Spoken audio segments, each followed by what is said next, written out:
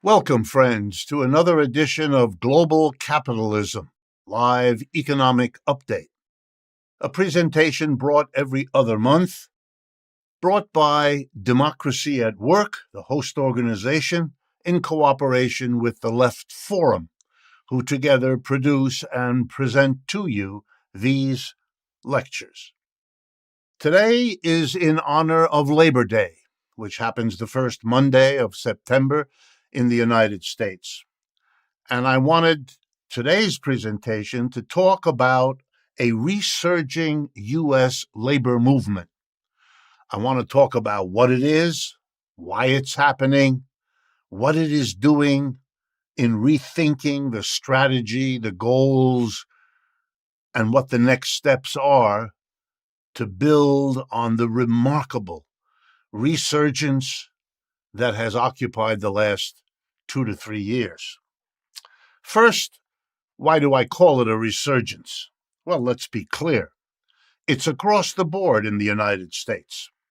It goes from low-paid service workers all up to the highest-paid skilled workers, and pretty much every industry is experiencing one form or another.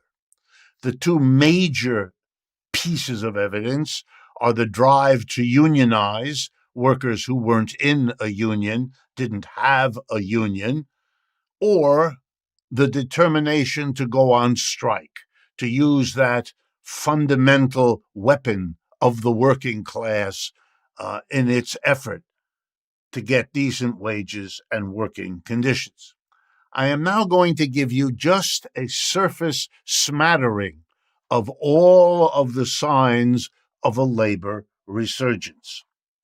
I want to start with the chain of coffee shops, Starbucks. Kind of remarkable story.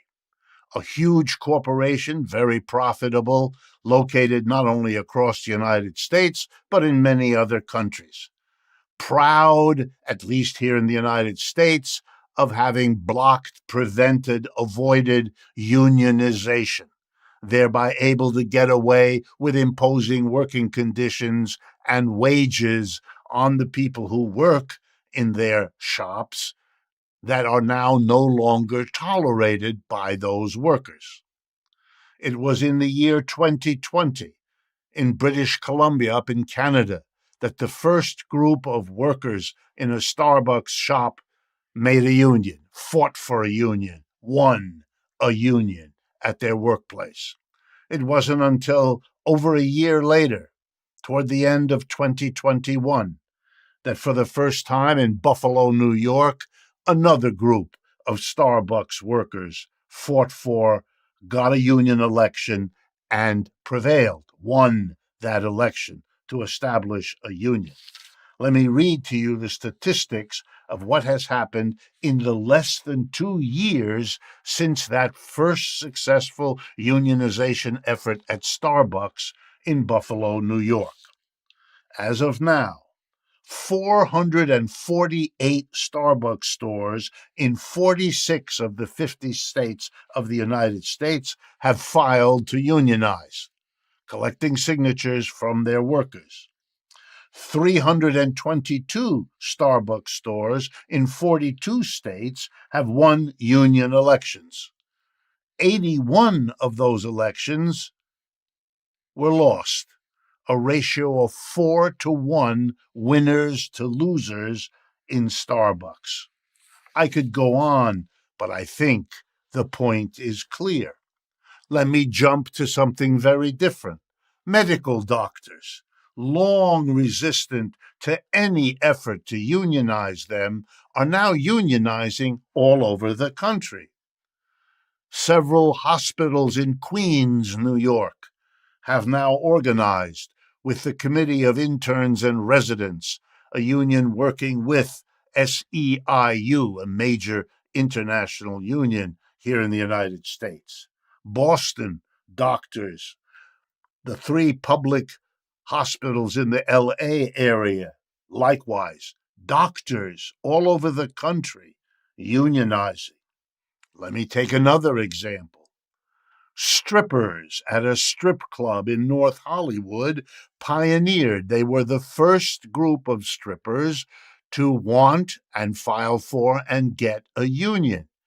And they recently were joined by the second group of strippers, this one at the Magic Tavern in Portland, Oregon. Wow. Let me continue. Auto workers, the UAW, confronting the big three auto companies in Detroit. The Teamsters, who won an extraordinary increase in wages at the UPS company, with hundreds of thousands of workers involved. Public employees, music workers at YouTube, employees at Microsoft, Alphabet, Google, and so on. High-tech workers, low-tech workers, journalists, remarkably doing this around the country. And I want to end my survey, and I have not the time to go through it, but I want you to see we're talking millions of workers moving and responding when other workers make that decision to do likewise. I want to pick out one relatively small one because you're going to see what this group of workers did is becoming a pattern that is going to shake not only the labor movement in this country, but this country as a whole. San Francisco Bay Area, 125 years, they've had the Anchor Brewing Company, went through various names and ownerships, but became a staple for beer drinkers in the Bay Area and beyond. Anchor Steam, it was often known as. Well, a few years ago, they were purchased by a huge conglomerate, and they were run into the ground. And the workers at first reacted, watching the threat to their livelihoods of the way this conglomerate managed, I'm using that word with a certain tongue-in-cheek, this brewery, known as the Anchor Brewery. So the workers decided to join a union. Yeah, part of this very process I'm talking about, a few years earlier. And they decided to join a union famous for its militancy, the International Longshoremen and Warehousemen's Union, the union that represents the dock workers up and down the West Coast, from California to Oregon and Washington, and into Canada as well. And they joined the union. And in retaliation, or at least that's the suspicion, the conglomerate decided to shut down the brewery. After 127 years, Anchor Brewery shut down. And then the workers decided to do something else. They decided they weren't going to let the company destroy their livelihoods, destroy what that company meant to the neighborhood, to the city of San Francisco, to the people who had enjoyed the beer. It's good beer. I've had it myself. And so they decided to do something, and we're going to come back to this. The workers are going to buy the company. They're raising money, and they've raised many thousands already. They're working with a variety of organizations that now exist precisely to help workers do this, because it's happening all over the country. Workers becoming their own bosses.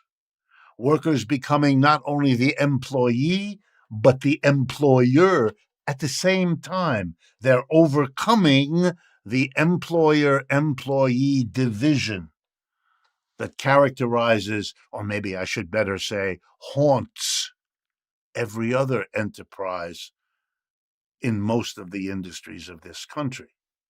But movement in that direction is happening, and I'm going to come back to that as we proceed. So let me turn next to answering a kind of obvious question. Why is that resurgence happening now?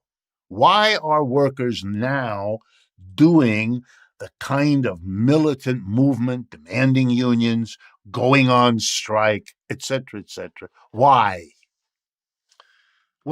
Well, as with all major social movements, the answers are plural. There's many factors that come together. It's never one or two things. So let me go through some of the major ones. First, we are living at a time, and we have been for the last half century, from the 1970s to today, a time of growing, rapidly growing, extreme inequality in the United States. We have been living through a redistribution of wealth and income from the bottom and the middle to the top. That's why we have the Jeffrey Bezoses and the Elon Musks and the people with more billions of dollars than they know what to do with, looking for amusements, while a growing number of people cannot do what we used to call enjoying a middle class lifestyle, achieving the American dream, or whatever you called it. Our middle class has been eviscerated, weakened, deprived, assaulted from every side. As the joke goes, too much month at the end of the money. The second factor that is provoking and developing our labor movement resurgence was the pandemic. The pandemic had a number of interesting shocks that were administered to all of us. Number one, all kinds of workers were told that they were, and I quote, essential. They were the people who kept this country going during a time of terrible sickness, death, and the threat of dying or getting very sick. They're the ones who couldn't stop working because they operated the food supply, the transportation system, the production of basic goods and services, including those that kept you healthy or safe, all the medical people and all the food services who provided what you couldn't anymore get if you sat down in a restaurant because it was too dangerous.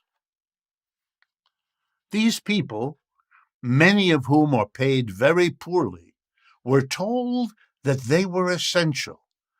And for a moment, the working class in America understood that it is essential, that what keeps this society going is the army of working people who get up every day and go to work 8 hours, putting in their time, using their brains and their muscles to make the system work.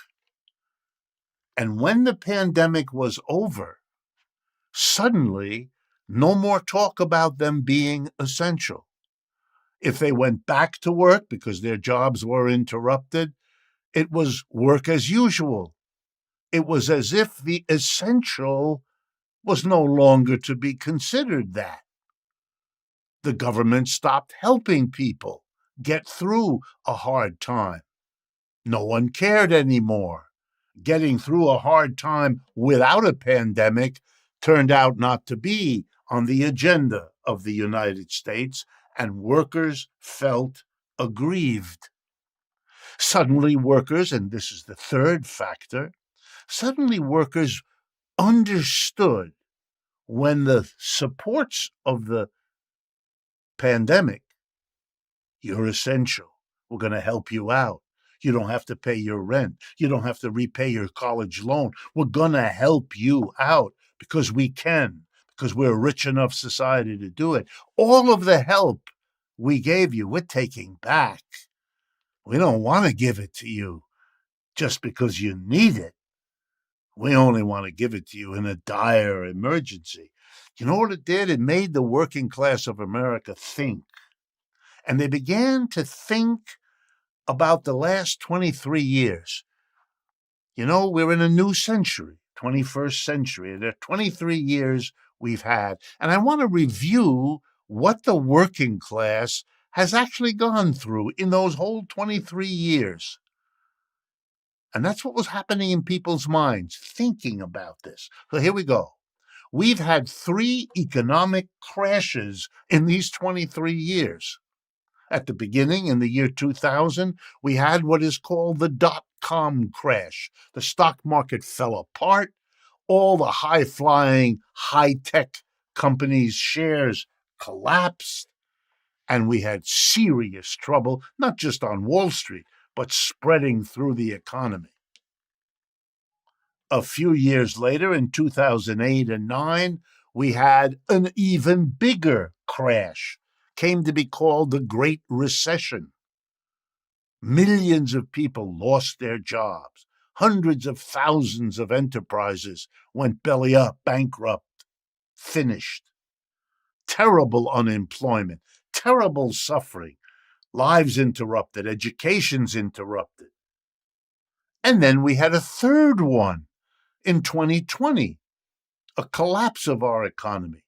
We call it the pandemic or the COVID collapse, but calling it by that name doesn't change. It was the third economic collapse in the 23 years of this new century, and it really walloped the American working class.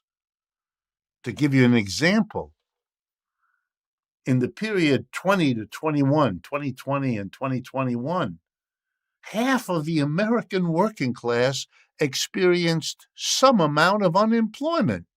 For some, it was just a few weeks. For others, it was the whole year, year and a half.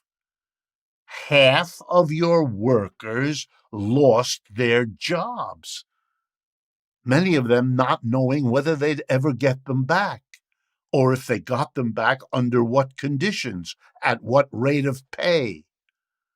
The anxiety alone that this produced was a staggering blow. So we have an American working class whacked by 3 collapses in 23 years, and all that goes with them. But I'm not done.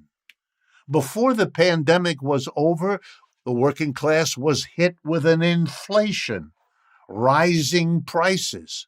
And let's be real clear here. The prices rose, by all measures, more than wages did. If you didn't have a wage increase at all, you were simply stuck with paying higher prices. If you were among the few who got a wage increase, it wasn't big enough to keep pace with the prices. If you were a minimum wage worker, and let's remember the minimum wage in the United States, $7.25 an hour. That was last raised in the year 2009. It's now 2023. 14 years. Every one of those years, prices went up. In the last few years, they went up a lot. But what did we do as a nation for the people on the minimum wage of $7.25 an hour? Our politicians, Republican and Democrat alike, Trump, Biden, Bush, all of them, they didn't do anything. And those in Congress, neither. No matter who ran the government, they didn't help the people on the minimum wage. And inflation hurt everybody, except, of course, the people who set prices. They were raising their prices. And because I'm an economist, I need to remind everyone, who sets prices in the United States? Let's be really clear. Employers do. It's not the job of employees to determine the price of what they help to produce. They're not allowed to do that. Employers don't call employees in to participate in deciding what to charge for whatever it is they help to produce. No. The employers keep that to themselves. It's an employer's prerogative. And what's the percentage of employers in our population? Well, there's an argument among statisticians. Some think it's about 1%. Others say, no, it can be as much as 3%. So let's be clear what an inflation is. That's when 1 to 3%, the employers, decide to raise prices that the other 97% of the people have to pay. There's nothing democratic about an inflation. There never was. It is the autocracy of the employer class that imposes inflations. Just like it's the pattern of investments and spending that gives us the crashes in 2000, 2008, and 2020.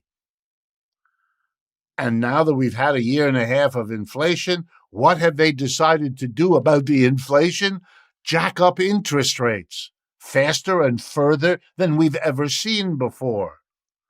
Well, you know who's hurt by rising interest rates? People in the middle and poor who can't afford them. Just like who's hurt by the inflation? People in the middle and the... This is so unfair, so grotesque, and it comes after decades of a redistribution of wealth from the bottom and the middle to the top. It's really too much, isn't it, if you see it and you understand it? And that's why workers are now moving. They're seeing it, they're feeling it, they're experiencing it, and they don't like it. Here's another reason for a resurging labor movement. Very important. And it's in a peculiar way the one you get some public relations, some mainstream media talking about. They talk about it as, quote unquote, a tight labor market. Here's what that means: that the unemployment rate is low. Historically, we have 3.5%, 4% of our people unemployed, and that's less than we usually have. Capitalism isn't good at getting full employment, never has been. So why might it be a little lower than usual now? Well, the answer is prices having gone up more than wages, people at the top being able to hire people at the bottom at wages that have not gone very far, and not as far as the prices they charge. It's now interesting for them to hire workers. To say the same thing in simple English, the ratio between what you have to pay a worker and what you can charge for what that worker produces for you, that ratio has become very favorable to the employer. So they hire lots of people. It's the message capitalism has always given to the working class. You want a job? You work for me for next to nothing. You push your wages up, I react by threatening to take away your job. It's not fair. It's not just. It's got nothing to do with democracy. But it is the reality, the harsh reality. We have low unemployment because we've driven down the wages. That's why people who have a job discover that even if you have one, you're constantly sweating your financial situation, because the relationship between the wage you get and the prices you pay means even with a job, you're always under stress and pressure. So workers are reacting to all of these things and demanding a better deal from the employer. They're demanding a better deal from the economic system we live in. And they're forming unions in the hopes that that will help them do better. And it usually does. All the statistics show unions earn higher wages for their workers than the same workers get working for places where there is no union. That's why employers work hard to keep unions away. The National Labor Relations Board, even the New York Times, denounced Starbucks for all of the unethical, illegal, semi-legal efforts they went to stop the unionization. They spent a lot of money. It didn't succeed because of these factors that I've just talked about. What are labor's goals in this resurgence? What does the labor movement want? Well, the first thing it wants is to reverse 50 years. It's actually even longer, 60, 70 years of decline. 60, 70 years ago, a third of American workers were represented by a union. Today, it's about 10%. And the line of decline has been almost continuous over the last 50 years. So that's a basic demand to reverse the decline of the labor movement. A second goal is to motivate workers to use the weapons they have at their disposal. And by weapons, I mean the tools with which to fire or fight the employer. After all, employers have a lot of weapons. They can take your job from you. That's a big one. They can change, often by any whim they have, the conditions of your job. They can change the pay you get or don't get for your job, the benefits you do or don't get for your job. You understand, the employer has no end of weapons to use, which they do use. Workers have many fewer. But one of the most important is to withhold their labor. That's when the employer realizes that you may be having a nice office, a nice factory, a beautiful store, but without the people working, it's not worth anything to you.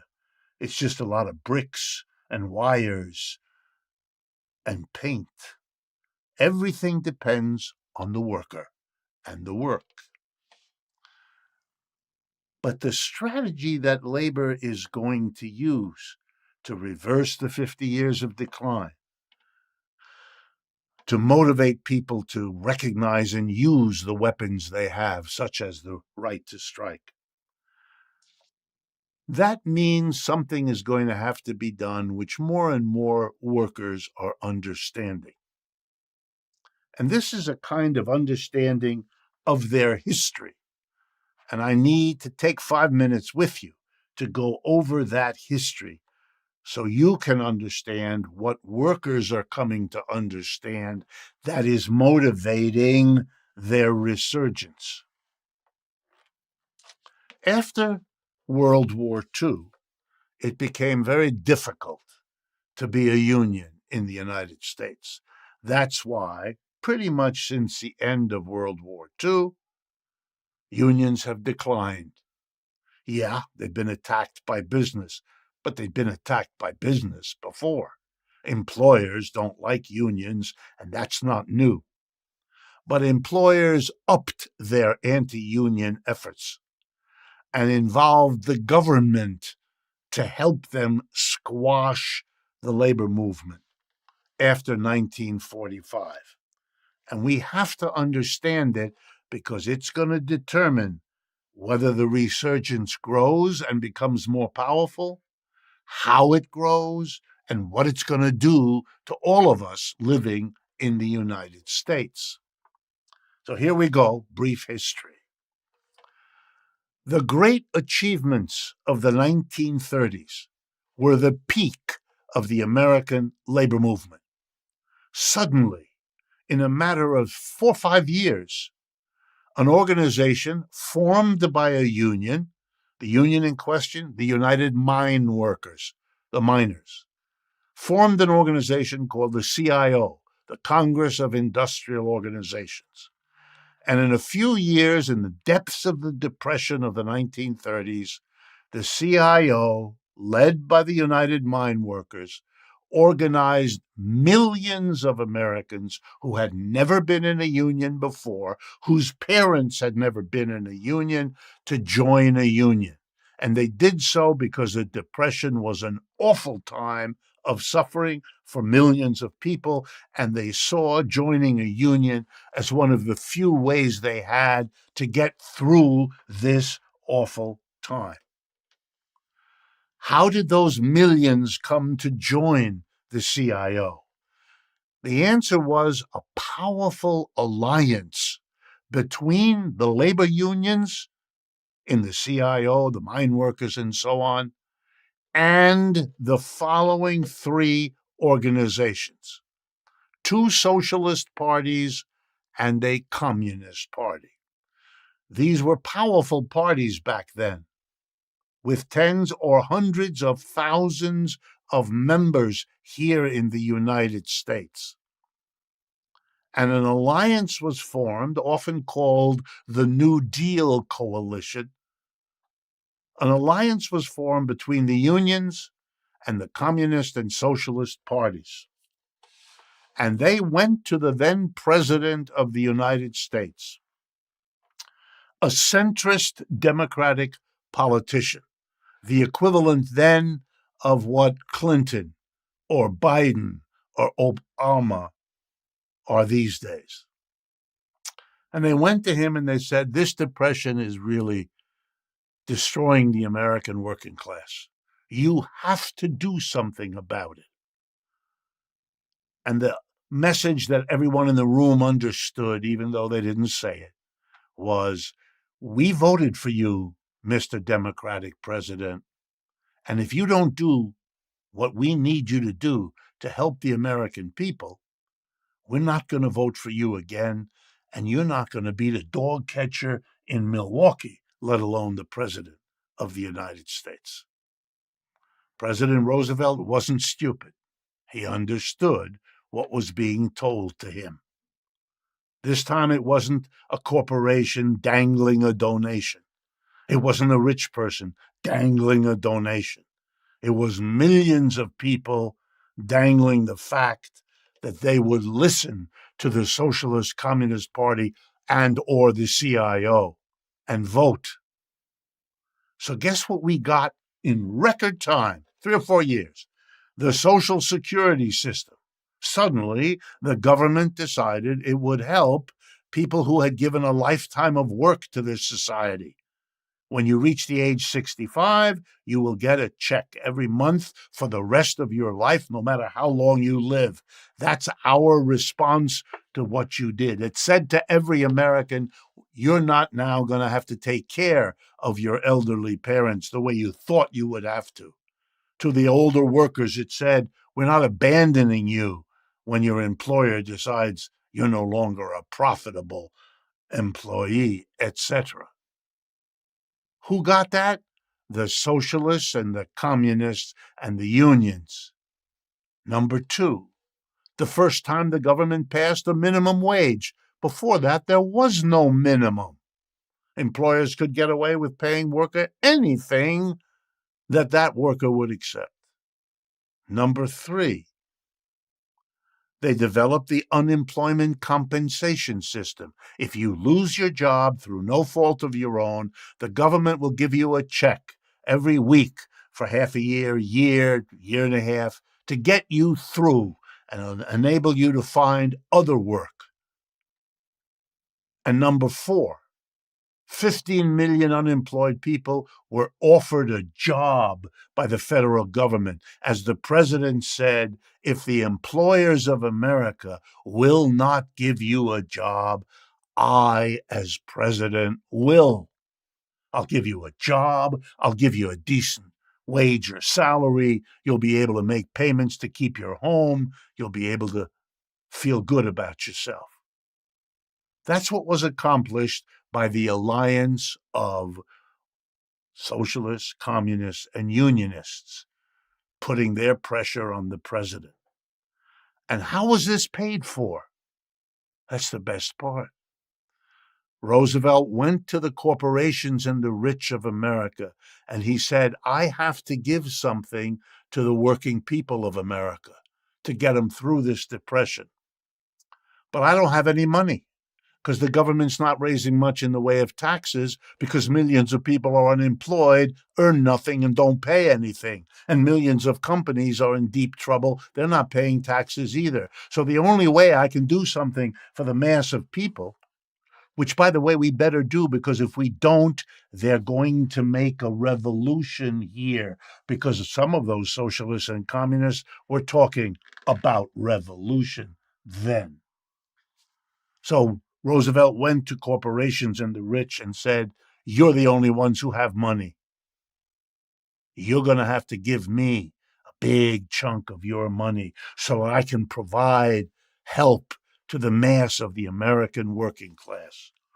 And he said, I advise you, gentlemen, because in those days very few women were in those rooms.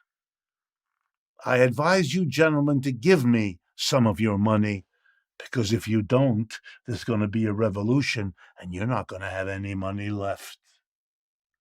He persuaded enough of them. All of them? No, but enough of them.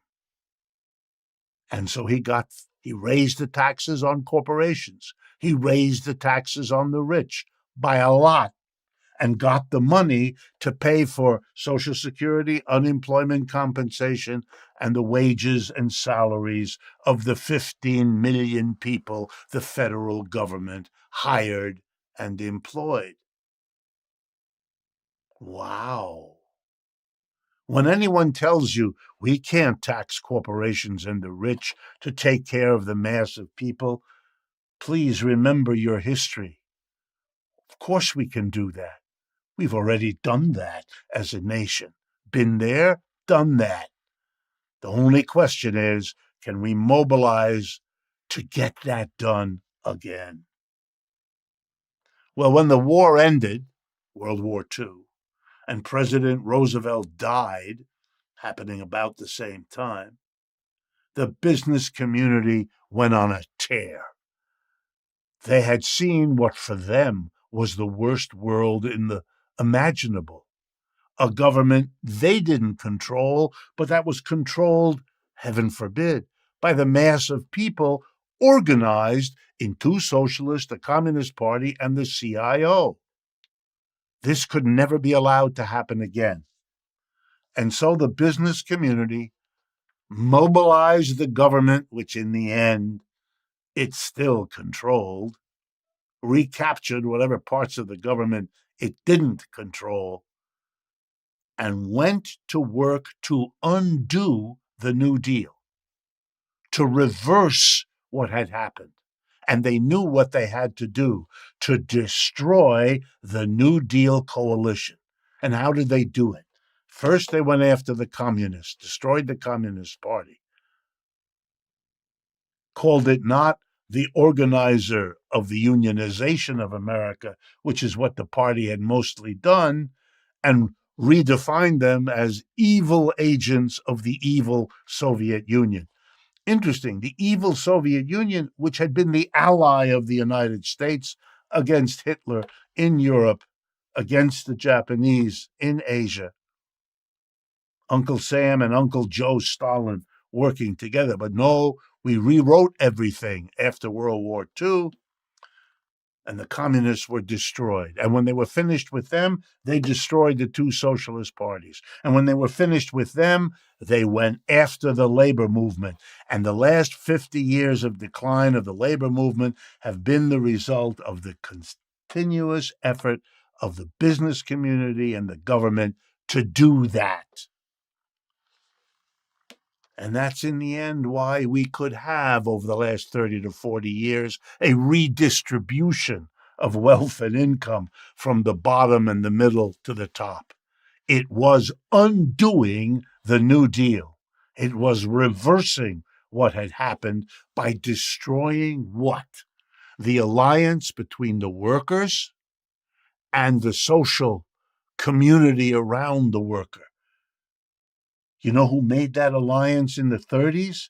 The socialist and communist parties. They gathered students, teachers, professionals, all kinds of people, housewives, everybody, to ally with the workers. When the workers went on strike in Detroit or in Flint, Michigan, the auto workers, the community brought them the food they needed for their sit-down strikes when they sat down on the machines. Who would bring them water? Who would bring them food? The company wouldn't. The police wouldn't. You know who did? The women. They organized the community. And you know who organized the women? The communist and socialist activists in many cases. What then happened was that the unions shrank, but more important, they lost their alliance with the larger community. Now they had to go it alone against the employer. They could barely coordinate among themselves, but there was no socialists to work with them. There were no communists to work with them. They couldn't mobilize public opinion, the larger community, the churches, the youth groups, all of it, the students. Nobody would do it for them, and they weren't strong enough to do it for themselves. What alliances were left? Only one. The alliance between the working class, the labor movement, and the Democratic Party. An alliance built because the president in the Great Depression of the 1930s was a Democrat, Franklin Roosevelt. And so he was seen as a friend of this labor plus socialist plus communist party. So the working class voted Democratic. And so the business and government realized they have to change that, not just destroy the communists and the socialists, not just weaken the labor movement, but weaken the pro-labor nature of the alliance between the labor movement and the Democratic Party. And the way that was done was by bringing big donations to the Democratic Party from the business community. Buy a change of loyalty so that the Democratic Party would be split. Half of them would continue to be friendly with the labor movement. You want to see who those people are? That's Bernie Sanders. That's AOC. That's them. And the other part, that's the center. Obama, Clinton, Biden.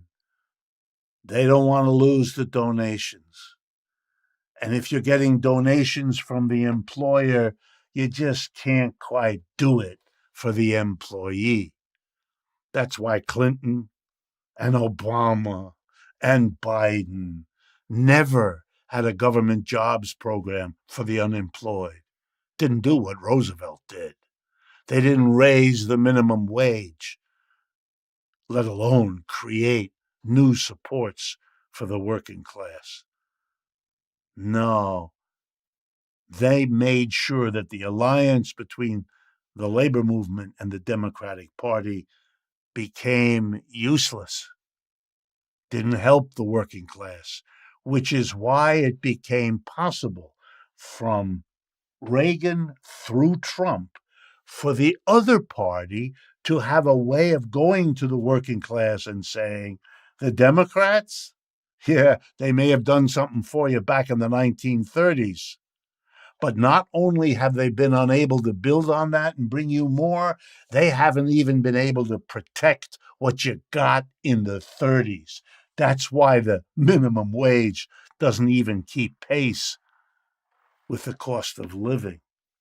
That's why during the unemployment of the three crashes in the last 23 years, no leading centrist Democrat said a word about a government jobs program, which they could have and they should have, if only to do what worked so well for Roosevelt. All of this is leading not only to the resurgence of labor, but very importantly, to the resurgence of the need for alliances. In the struggle against Starbucks, the students at Cornell University mobilized to punish the Starbucks Corporation for abusively treating its workers. That's a worker-student alliance. The United Auto Workers, as it has been gearing up for the strike that they are expecting at the end of their contract, which ends on the 14th of September. They're working closely with community organizations in Detroit and elsewhere. That's right, the labor movement has understood it needs to rebuild the kind of coalition that won all those things in the 30s. They're beginning to understand that the reason you don't have a Roosevelt today, the reason that Obama wasn't, and Clinton wasn't, and Biden wasn't, was because you don't have any way to force that. It was forced on Roosevelt, but the coalition of labor, socialists, and communists is gone now because the socialists and communists have been purged out of American culture. Oh, they're there, but they're not organized in parties. It's become made too difficult for them. So the labor movement has to reach out to particular movements, anti-racism movements, anti-sexism movements, ecological movements, and so on. And it's doing that, but it's slow, it's haphazard. One of the virtues of the socialist and communist parties was they brought these kinds of social movements under their own umbrella, unified them so that you could make a unified coalition with the CIO, and so on. I want to conclude by talking about a new direction emerging in the labor movement, which is part of its resurgence, and yet something new, because every resurgence of the working class always builds on what went before, tries to learn lessons on what went before, tries to use what worked in the past, but also to accommodate new conditions, new situations, new circumstances.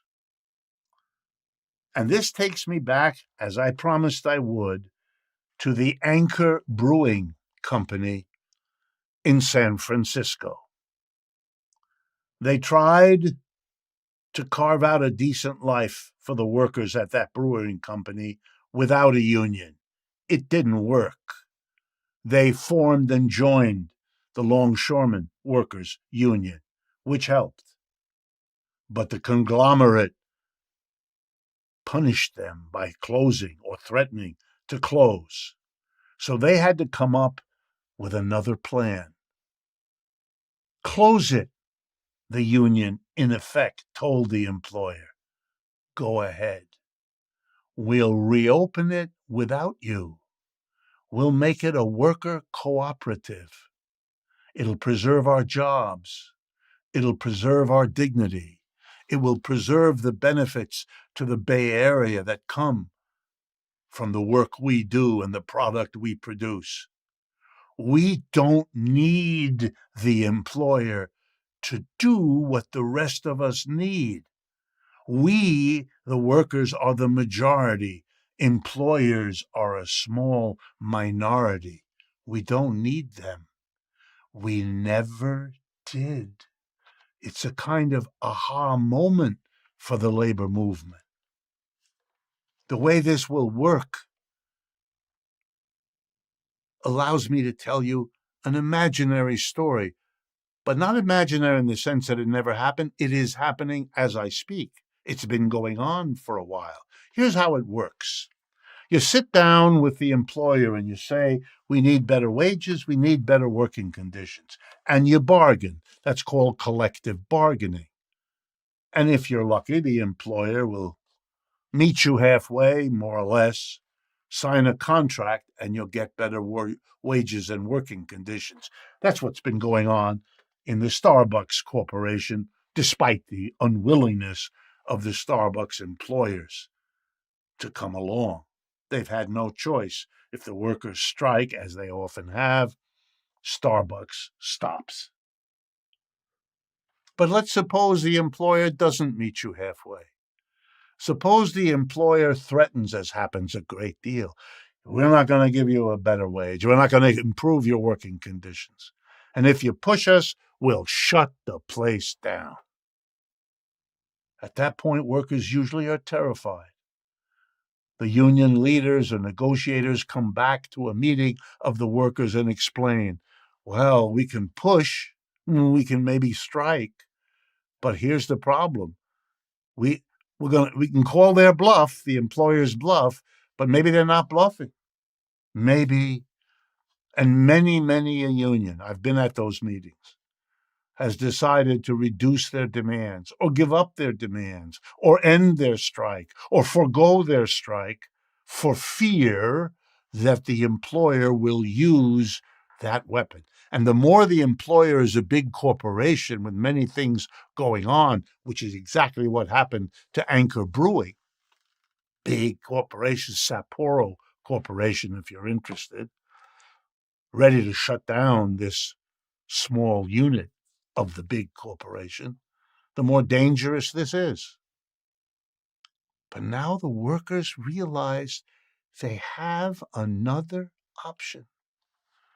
They've always had it, but they didn't think, they weren't driven, they weren't provoked, they weren't angry, they didn't have all the conditions I've just described to bring this idea to the fore. Look across the table when you get threatened and say to the employer, go ahead, shut the factory. But let me tell you what's going to happen to you if you do. Number one, we're going to go to every politician in this area, mayor, congressperson, senator, and we're going to say, this corporation is damaging this community by shutting down this enterprise. It won't pay taxes anymore. The people will be unemployed. The land will go down in value. The neighborhood will deteriorate. We're going to make sure the media hear about it and every politician hears about it. You're going to take a blow to your reputation, the likes of which you've never seen. Because we're going to tell everybody everywhere. Number two, we're going to go to those same politicians and we're going to say, we need your help, Senator Jones or Mayor Smith. We need your help to provide us with the money and the support and the tax forgiveness and 6 other things that will help us as workers buy out this employer corporation so that we can take over and convert this enterprise and thereby keep it here, keep it going, keep the jobs, keep the incomes, keep the taxes paid. And we're going to say to the whole community, you're the politician who helped us do it, and it's going to be really good for you. And if you don't do it, we're going to tell everybody you didn't, that you let this community down, you undid the jobs, the incomes, the taxes. What kind of a political leader are you? So there's a lot in it for you to help us and a lot in it for you to avoid by not helping us. And then we're going to go to the churches and all the community organizations and say, we offer you a deal. Help us convert this business into a worker co-op. And we guarantee that we will be there to help you. Are you fighting against racism in this community? We will be there with you. Are you partisans of a Me Too movement in this area? We'll be there with you. You want to see working people support environmentalism? We're not doing it out of charity. We're not even doing it out of necessarily agreeing with you. But we understand solidarity. You were there where we were making our move. We'll be there for you. You know what this is about? This is rebuilding the kind of alliance that the New Deal had. There's no end to what can happen if we have an alliance between labor, unions on the one hand, and worker co-ops as partners. If you can get a better deal as a union, get it. But if you're threatened with retaliation, close the business, you have a weapon you didn't know about, a weapon that builds an alliance you can use in the years to come for all kinds of gains. The labor movement is figuring out that it needs this. If all you do, and this is the conclusion I want to leave you with, if all you do as a labor movement is get a better deal, better wages, better working conditions, then you're left with the awful worry. I fought hard. My union did. We won the contract. We got a wage increase. But the worry will be nagging at you that the employer who you had to fight with to get it is already at work figuring out how to take away from you what you just forced him to give you. And you're worried for a good reason. The history of the New Deal is exactly that. Heroic struggle, tremendous victories, and then the undoing afterward. And one way to prevent that from happening is if you're no longer dealing with an employer across the table who has fundamentally different interests from yours. How different it will be if the employer you're facing is actually your mirror. It's you, because that's what a worker co-op is. The worker and the employer are the same people. You're not going to do to yourself what the employers have shown themselves ready, willing, able, and determined to do. All of these ideas are roiling around in the minds of millions of American workers as they move politically and they move on the job. And to the people wondering, have I left something out? The answer is, of course I have. Given everything I've told you, one of the alliances the labor movement has also now to think about is having a political party that is ready to fight for labor when it bargains collectively, but also for labor when it builds worker co-ops as an important weapon in its arsenal. Labor needs the alliance with a political party ready to do that. And neither the Republicans nor the Democrats have shown any ability, willingness, or interest in playing that role. The left wing of the Democratic Party may be. But the question is whether the labor movement can develop that wing into what it needs or has to look for another political party ally. These are momentous questions that will shape politics, ideology, and much else in the United States. They are being fought out in almost every workplace in this country, where people are thinking about, wondering about, reading about, watching about all of these issues swirling around. And I've wanted to celebrate, to honor the American working class this Labor Day month of 2023 by presenting this discussion of a resurging labor movement that has brought hope and real achievement to the country that needs it so badly at this time. Thank you very much for your attention. And of course, we'll be back here in November, second Wednesday of the month, as always, 7:30 p.m. And we will look forward to speaking with you again then.